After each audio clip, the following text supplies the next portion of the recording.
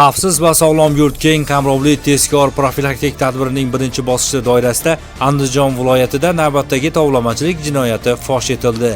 Andijon viloyati Ichki ishlar boshqarmasi tezkor qidiruv xizmati hamda Davlat xavfsizlik xizmatining Andijon viloyati bo'yicha boshqarmasi xodimlari tomonidan o'tkazilgan tezkor tadbir davomida 2 nafar ayolning jinoiy harakatlariga chek qo'yildi.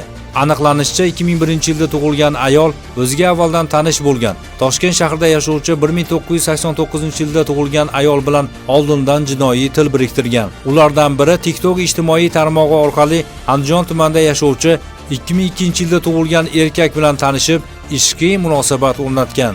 Shundan so'ng jabrlanuvchining shaxsiga oid fotosuratlar ustiga turli uyatli va haqoratli so'zlar yozib, ushbu materiallarni o'chirib tashlash evaziga jabrlanuvchidan jami 20 ming AQSh dollari miqdorida pul talab qilishgan. Tezkor tadbir davomida gumonlanuvchilar kelishilgan mablag'ning bir qismi 7 ming AQSh dollarini tovlamachilik yo'li bilan bank plastik kartasiga o'tkazib olayotgan vaqtida tezkor tadbir ishtirokchilari tomonidan ashyoviy dalillar bilan qo'lga olindi.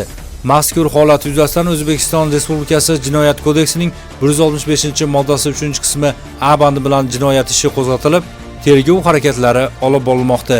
Shu o'rinda barcha fuqarolarni ijtimoiy tarmoqlar orqali sodir etilayotgan tovlamachilik holatlariga nisbatan ogoh bo'lishga chaqirib, agarda siz ham yuqoridagi kabi holatlarga duch kelsangiz yoki ularning noqonuniy harakatlari haqida ma'lumotga ega bo'lsangiz, ekranda ko'rsatilgan call center ishonch telefon raqamlariga xabar berishingizni so'rab qolamiz. Bosqichi doirasida Andijon viloyatida navbatdagi tovlamachilik jinoyati fosh etildi. Andijon viloyati Ichki ishlar boshqarmasi tezkor qidiruv xizmati hamda Davlat xavfsizlik xizmatining Andijon viloyati bo'yicha boshqarmasi.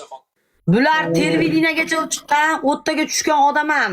Ana, qarang, bittasi buni по-любому bittasi chiroyli podstava qilib bergan, a? Qaydan televideniyalar kelib oladi unda? Qaydan ashuncha odam to'planib oladi? Bo'lish makamdorlar. Hamma guli bilan diyla qilyapti.